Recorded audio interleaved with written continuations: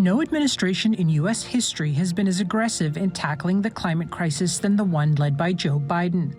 But he's not in Dubai at the Conference of Parties or COP summit, perhaps signaling the White House does not expect an equally rigorous international commitment.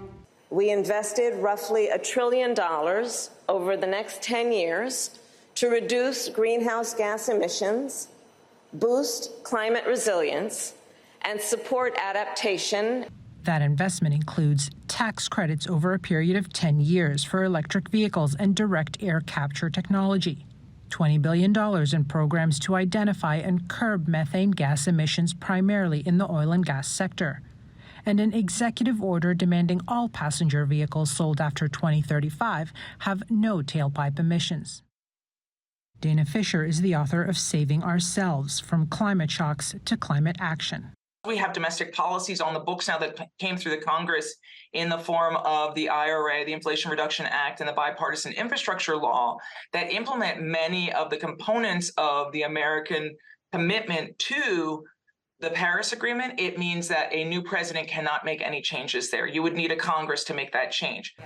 A former U.S. vice president, long outspoken on the climate crisis, says he's particularly disheartened.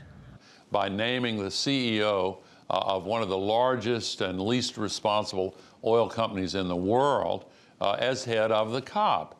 It's an abuse of the public's right to have confidence in the processes by which the decisions about humanity's future are made.